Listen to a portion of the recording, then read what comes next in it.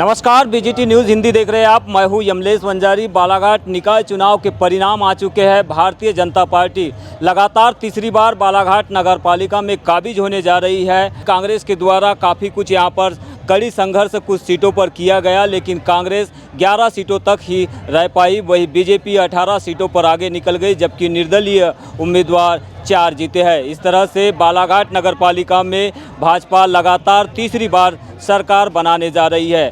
आइए समझने का प्रयास करते हैं इस पूरी रिपोर्ट में किस तरह से ये जीत हुई, किस वार्ड में कौन हारा, कौन जीता और आगे क्या कुछ कहते हैं राजनीतिक दल के नेता इस जीत पर।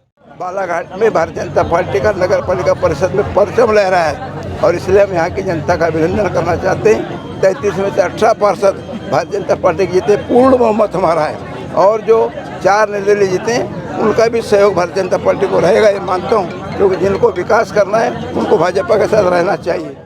बालाघाट में शहर सरकार की तस्वीर साफ हो गई है। भाजपा ने कांग्रेस से मिली कड़ी टक्कर के बावजूद शहर के मध्यवर्ती इलाकों में 6 से 7 सीटों पर 50 वोटों के अंदर मिली जीत से बहुमत का आंकड़ा प्राप्त कर लिया है।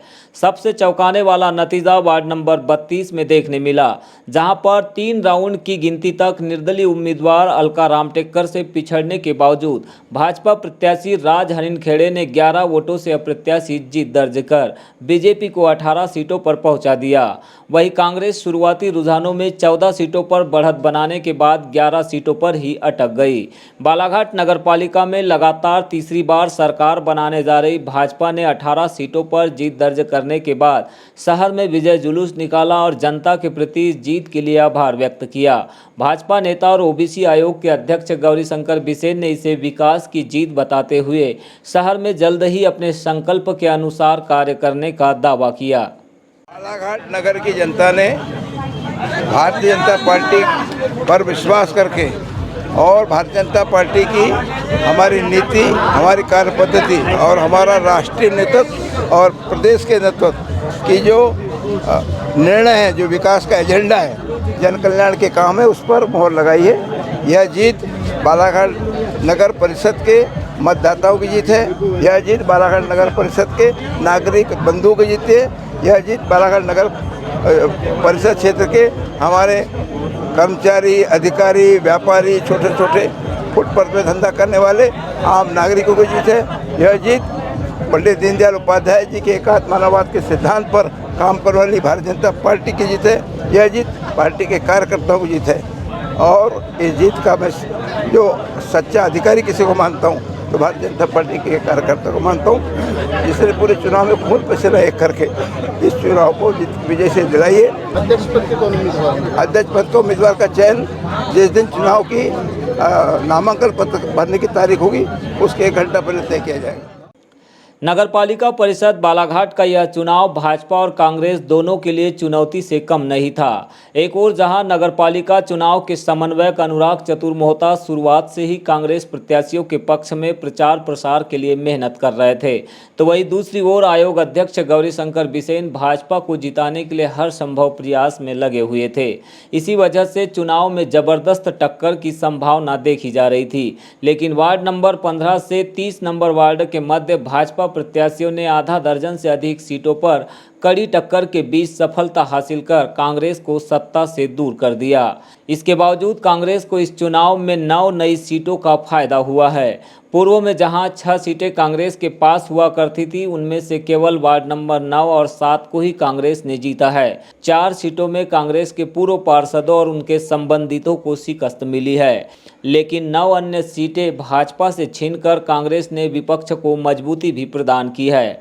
यदि शहर की सभी 33 सीटों पर कुल वोटों की बात करें तो कांग्रेस को 18,071 वोट मिले हैं, जबकि भाजपा को 15,188 वोट ही मिले हैं। इस लिहाज से शहर में पहली बार कांग्रेस पार्टी ने भाजपा को पछाड़ते हुए 2,883 मत अधिक लिए हैं। केवल सीटों में ही कांग्रेस पिछड़ गई है।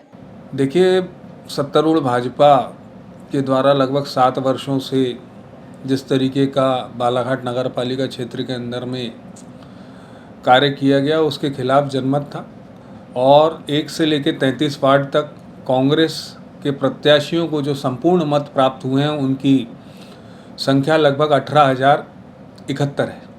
साथ ही साथ भाजपा को जो 1 से लेकर 33 वार्ड तक जो वोट मिले हैं वो 15,000 के लगभग हैं। तो कायदे से देखा जाए तो मत प्रतिशत जो है वो लगभग 2900 मतों से कांग्रेस के पार्षद प्रत्याशियों को जो वोट मिले हैं वो 2900 वोट ज़्यादा मिले हैं।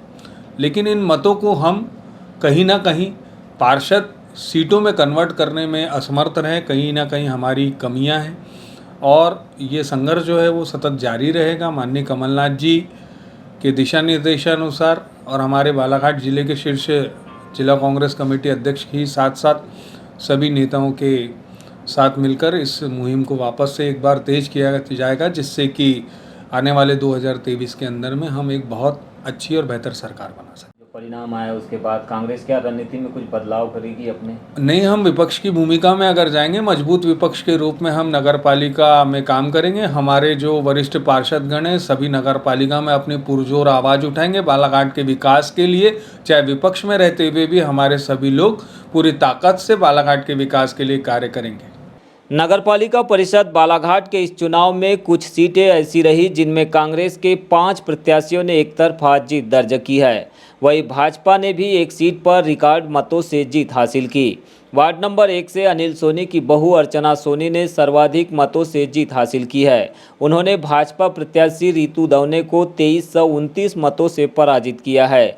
इसी तरह वार्ड नंबर 2 से योगराज कारोलिल्हारे ने भाजपा के बसंत पवार को 1312 वोटों से शिकस्त दी, जबकि तीसरे नंबर पर सर्वाधिक मतों से जीत के मामले में भाजपा के योगेश बिसेन ने सफलता अर्जित की है। उन्होंने निर्दलीय प्रत्याशी गगन सोनी को 1241 मतों से हराया है।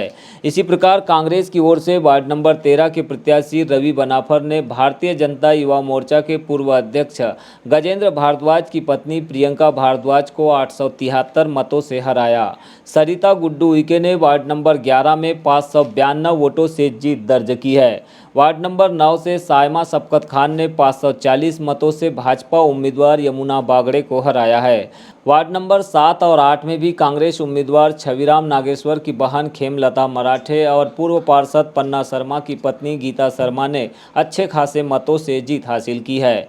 वहीं भाजपा को कई सीटों पर कांग्रेस और निर्दलीय प्रत्याशियों ने कड़ी टक्कर भी दी है।